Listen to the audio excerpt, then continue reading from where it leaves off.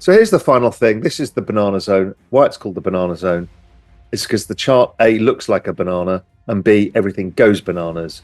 And that comes after the halving, after this consolidation, it does this. Will it be identical? Is 300 grand the price target? Whatever. I don't know, but it will go bananas unless something dramatic changes. And I do an enormous amount of work on this in Global Macro Investor.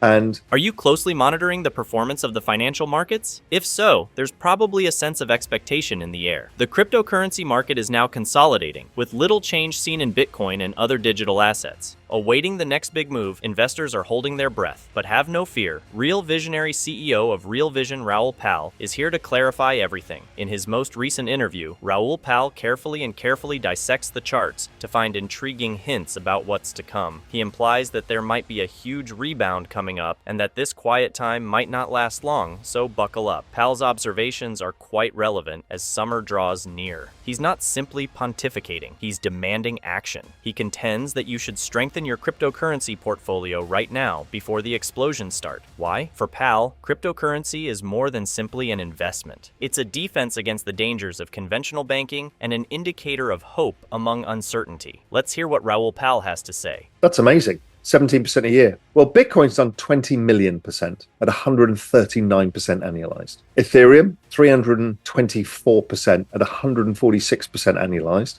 And Solana, which is a shorter history, 8,300% at 203% annualized. These are bonkers. These are bonkers returns, considering in the middle of those, you've had several down 80% corrections, which is why even the big corrections, how terrible they are, they're all noise. If you just hold on, you're generating between 140 and 200% a year. I mean, Solana's at 240% and it went down 94% in 2022. That's how good this asset is. It's an alien asset class.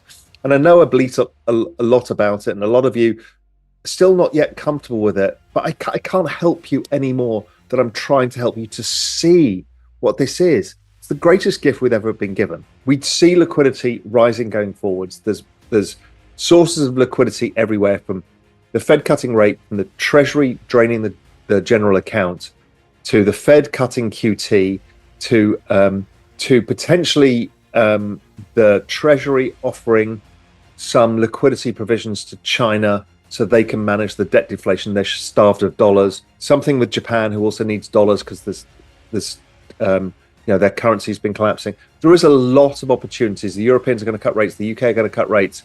There's a lot of opportunity for liquidity. The Fed may, let's say, spin up a special purpose vehicle to get rid of commercial real estate from the banks. Who knows?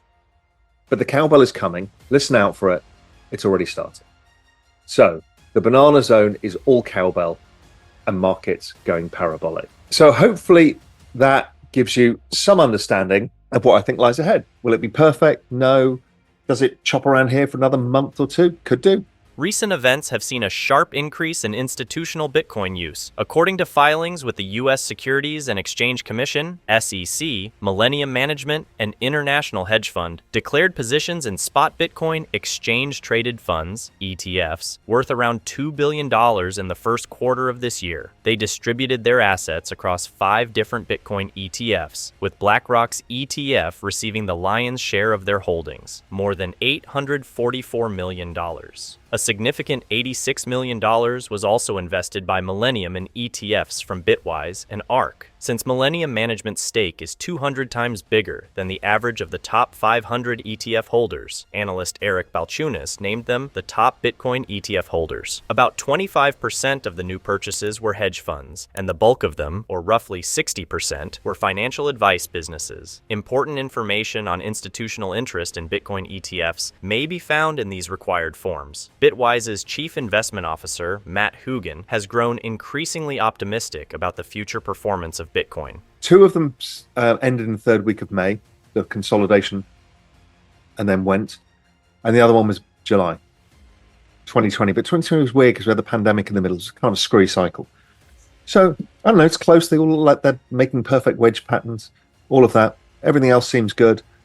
What's also great about macro summer and fall is that you can basically take any asset, it's going to go up. So all commodities, those of you who love commodities, Copper's done well. It'll go up. Gold will go up. Oil eventually will do. Doesn't feel great right now.